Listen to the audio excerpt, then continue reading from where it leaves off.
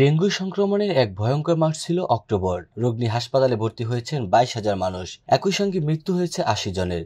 বিভিন্ন হাসপাতালে বাড়ছে রোগীর সংখ্যা। কীটতত্ত্ববিদ বলছেন এবছর নভেম্বর থেকে ডিসেম্বরও থাকবে ডেঙ্গুর প্রকোপ। জানা গেছে রাজধানীর মহাখালী, ঢাকা উত্তর সিটি কর্পোরেশন হাসপাতালে অক্টোবর শেষে 24 ঘন্টায় রোগী ভর্তি হয়েছেন 149 জন। এর মধ্যে 128 জনের ডেঙ্গু আক্রান্ত, যা এবছর একদিনে সর্বোচ্চ ভর্তি। এদিকে হাসপাতাল কর্তৃপক্ষ বলছে ভর্তি রোগীদের 80 ভাগই নারায়ণগঞ্জ থেকে আসা।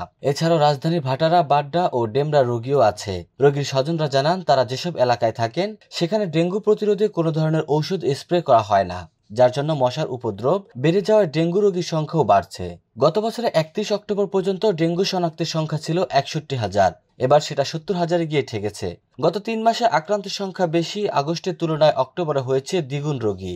স্বাস্থ্য অধিদপ্তরের সাবেক পরিচালক ডাক্তার বেনজির আহমেদ বলছেন, ডেঙ্গু একাধিকবার যত হবে, অর্থাৎ ভাইরাসটির 4টি স্ট্রেইন থাকায় 4বার ডেঙ্গুতে আক্রান্ত হওয়ার সম্ভাবনা থাকে। এতে করে রোগীর জটিলতা বেশি হয়। তিনি আরো বলেন, পরিবার নতুন স্ট্রেইনে আক্রান্ত হলে জটিলতা বাড়ার প্রবণতাও বেশি।